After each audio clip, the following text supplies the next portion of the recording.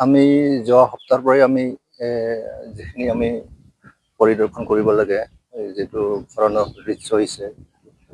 ড্ৰট like situation হৈ আছে গোটেই আমাৰ ডিষ্ট্ৰিক্টতে বিশেষকৈ আমাৰ বৰপেটাৰ কথাটো কৈছোঁ আৰু কৃষকৰ লগতো আমি আলোচনা কৰিছোঁ আজি যোৱা সপ্তাহৰ পৰাই আমি আলোচনা কৰি আছোঁ আৰু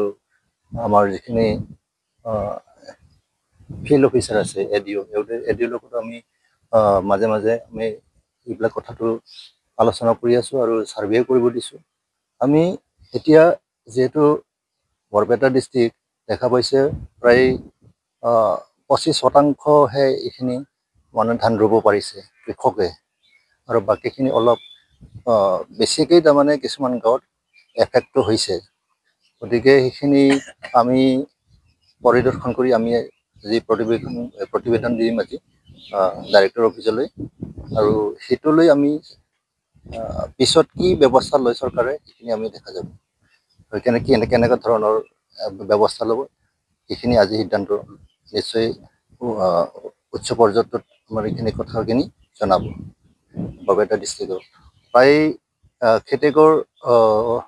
ক্ষতি নোহোৱা হৈ আছে আৰু বৰষুণ যদি আহে 2-3 দিনৰ ভিতৰতো আৰু সেইটো কাৰণে কঠীয়াও আছে নহয় কঠীয়াও আছে কিন্তু যিখিনি আচলতে ৰুব লাগিছিলে এই যোৱা বছৰ এই তুলনাত